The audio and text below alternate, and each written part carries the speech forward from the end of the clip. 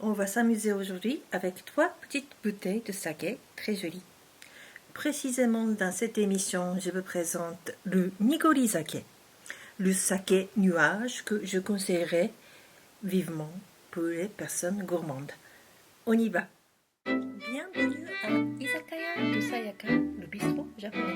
Saké classiques ont un aspect transparent et presque incolore, comme on a vu dans l'émission d'il y a un mois. Tout simplement, on va regarder les aspects visuels de saké classique et du nigori sake. Vous voyez la bouteille brune de type Junmai. La couleur est transparente. Alors, passons à la bouteille bleue de nigori sake. Pouvez-vous voir au fond de cette bouteille, y a-t-il un résidu blanc? On va la secouer doucement. Des nuages blancs apparaissent qui se promènent dans cette bouteille. L'opacité est la particularité du nigori sake. Dans un verre, cela devient plus évident. Comparons avec un verre de saké Sakura Masamune que nous avons essayé la dernière fois pendant la dégustation. Il s'agit de saké transparent et jaune de Ronjozo. À côté, je verse le saké trouble qui s'appelle Shirakawa-go, donc la bouteille bleue. On voit bien la différence des couleurs et de la matière. Shirakawa-go est onctueux, riche et volumineux. C'est également un saké gourmand, agréable et facile à boire pour vous. Il peut vous évoquer la sensation crémeuse de riz au lait. D'où vient cet aspect laitue? Le nigori sake contient des particules de riz en suspension. Expliquons très simplement une étape de la fabrication de saké. Pour faire le saké, il faut du riz, de l'eau et des éléments chimiques. La levure et Kujikin, la bactérie qui décompose le riz en amidon. Imaginez le riz oui fermenté. On filtre ce céréale fermenté pour extraire le liquide alcoolisé. Si il est filtré par des mailles fines, il devient le saké transparent.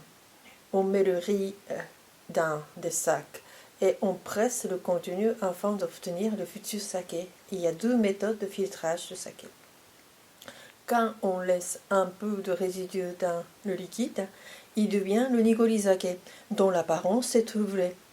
On l'obtient grâce au filtrage avec de grosses toiles. Il correspond donc à un saké grossièrement filtré.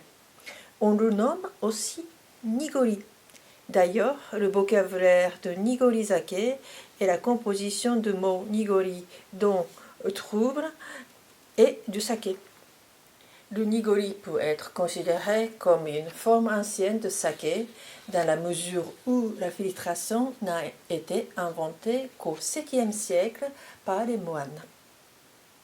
Je vous présente maintenant un autre saké amusant, petit, un saké trouble, mais aussi mousseux. Pouvez-vous voir dans cette photo le fond blanc dans la bouteille? Peut-être. Son côté pétillant n'est pas forcément visible, mais on aperçoit qu'il est opaque en comparant avec le saké classique.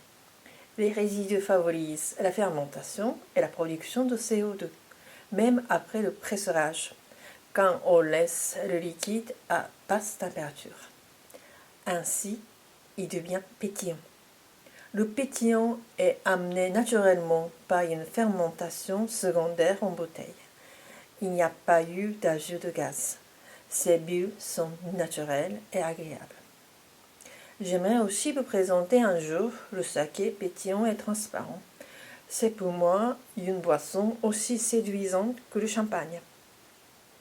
Enfin, je présente son arôme et son goût.